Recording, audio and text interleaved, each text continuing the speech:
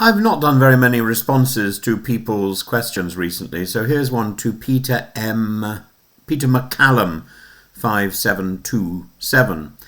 Please do a video on whose side am I on? I'm confused. Are you saying things would be better in the UK if the Brexit referendum had gone the other way? Germany, France, Netherlands, Sweden, etc., etc. I'm not really quite sure what you're implying there, but I think, yeah, every so often it's important to make it clear what my position might be and what your position might be. And positions, of course, change. Everything changes.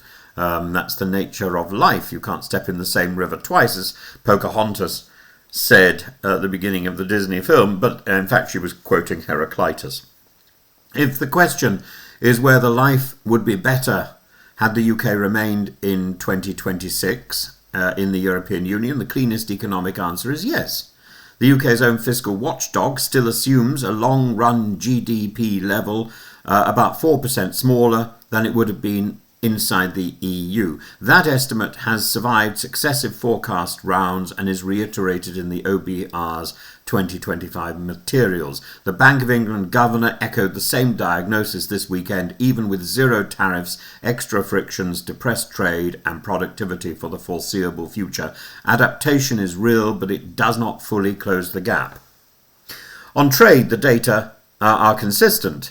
Careful studies of the post-TCA period find a marked fall in UK-EU goods trade relative to plausible counterfactuals, with estimates in the high teens for the immediate step change. The LSE's Centre for Economic Performance attributes roughly a 6% hit to overall goods exports in 2022, about £27 billion, with smaller firms the most exposed. These are not apocalyptic numbers, but they are persistent drags.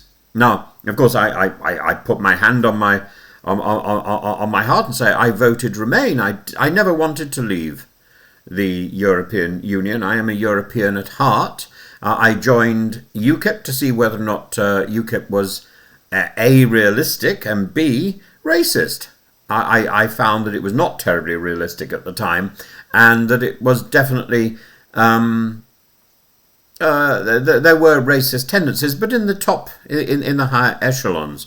Remain would have avoided specific policy losses that have proven sticky, ending participation in the Dublin system, removed a functioning legal route for family reunification and for returning some asylum applicants to the first responsible EU state. Whatever one thinks about asylum policy, the practical consequences of Brexit have been fewer tools, not more.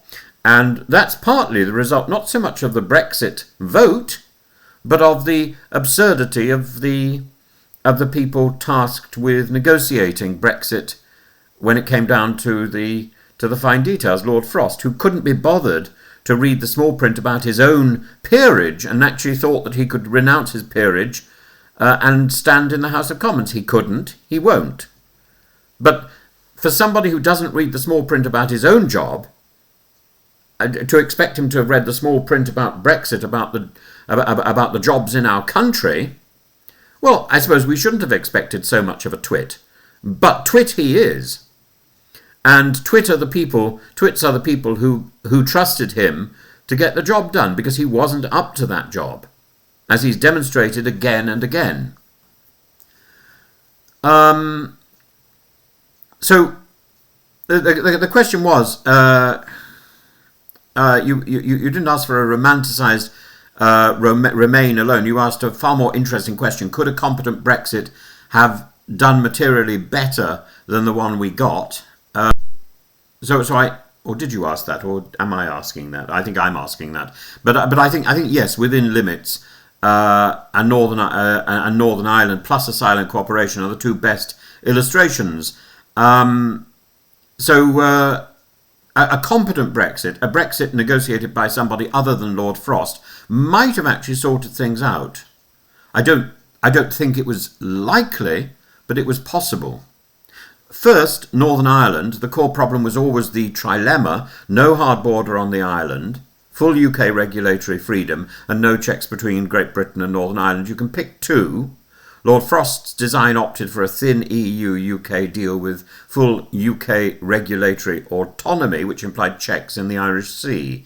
That choice could still have been mitigated by earlier, quieter technical work on trusted trader schemes, data sharing, labelling and dual regime fixes.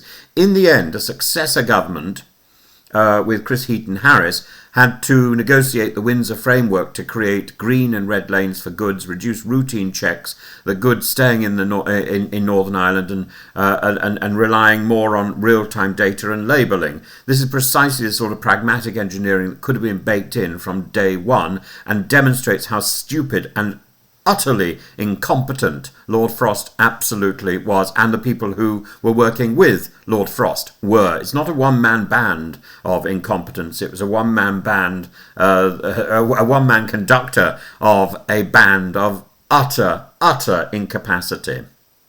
Second, the asylum cooperation. If you exit Dublin, you should have replaced.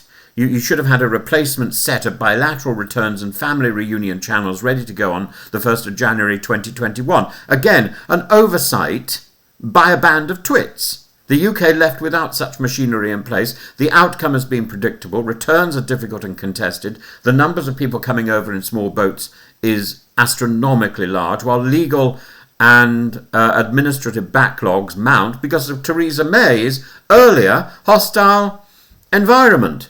You've got almost a perfect storm here of incompetence, and laziness. A competent Brexit would have paired border symbolism with boring, signed and sealed operational agreements. Instead, we had Boris saying, "Good, Brexit done. Oh, stayed the sofa." Beyond those headline files, 3 process errors made outcomes worse than they needed to be. And the first one of those is Boris Johnson's. Speed over sequencing. Get Brexit done translated into a politically satisfying timeline that left little room for sector-by-sector phased implementation. Thin legal text plus tight clocks magnified non-tariff barriers, especially rules of origin and SPS formalities. Studies now link those frictions to lower trade intensity and weaker investment. The autonomy before equivalence, divergence can be valuable, but you should bank equivalence or mutual recognition first, then diverge where gains exceed switching costs. The UK often announced domestic branding and regulatory shifts before securing lasting EU recognition of outcomes, creating uncertainty that hits smaller exporters hardest. The trade numbers above here capture that composition effect. And underweighting services logistics, even without tariffs. Professional mobility, data flows and recognition of qualifications are the plumbing of a services-heavy economy. A more competent design would have front-loaded mobility quotas for key professionals, reciprocal youth and trainee schemes, and a standing joint order to add annexes as problems surfaced. The macro picture that worries the OBR and the bank is precisely a productivity path slowed by frictions in both goods and services, and all of that could have been anticipated, even accepting the Brexit outcome. So my position is very simple. I didn't want Brexit. Having got Brexit, I was prepared to accept it, but I assumed that the people who were going to negotiate Brexit for us would be competent. They were not. They were lazy, they were stupid, and they were arrogant. And they simply assumed that Brussels would be ill-prepared.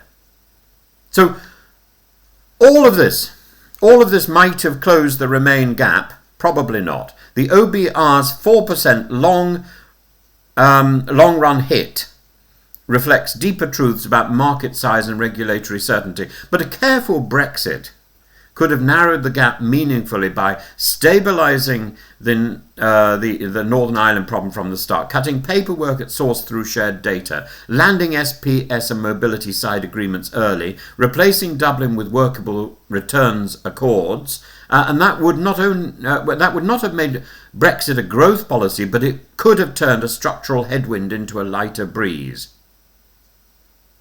There is a final point of political craft. The public was told that speed was a virtue. In technical files, speed without redundancy is fragile. A competent approach treats implementation as a living system. Phased rollouts with start that start with high trust lanes, joint troubleshooting to build habit, and explicit space for regional nuance. The Windsor framework shows that when you finally do the homework, the system works better. Chris Heaton Harris was a remarkable politician who did the hard work. The pity is that it arrived later and under duress. So yes, Remain would likely have delivered higher trade, better investment, administrative capacity than the UK has today. And yes, a better Brexit was possible that might have helped. It would have been slower, duller, and obsessed with checklists. In other words, exactly what was needed. What we've got is the worst of both worlds. A leave option, fortified and arranged by a series of people who didn't know what they were doing. And we are now picking up the pieces and picking up the pieces again and again and again, and trying desperately to push the tide back like Canute.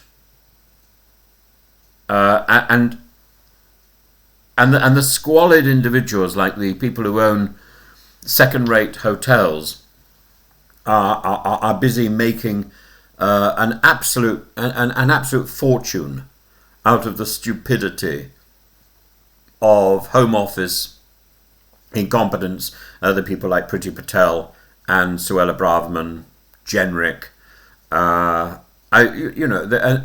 the list of incompetence that covers not only the Conservatives but also the incoming Labour administration has compounded the problem of Brexit. At last, thankfully, there's someone like Wes Streeting standing up and saying Brexit was a mess. It's about time people stood up. The more people who stand up and recognise that, the more chance there is of doing something to put it right.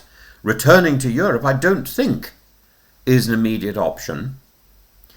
Realigning ourselves with Europe, we should have been doing this almost from the start. And Farage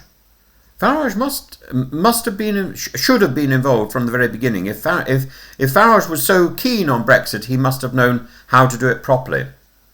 Instead, he was sidelined. I think that was a major mistake. He should have been given a peerage, put in the House of Lords to monitor the process of the Brexit that was being negotiated. He should have been working with Lord Frost. Instead, he was kept out in the cold, and now he's come back to gloat. But he must be held accountable, because much of the mess we are in is a result of his rhetoric and the rhetoric of people like Cummings and Boris. Boris's failure was not eating cake. Boris's failure was championing Brexit without knowing what he was doing. But similarly, Theresa May's failure was not so much the Home Office, so she set up an appalling system in the Home Office. She is responsible for a ministry that simply does not work with her hostile environment.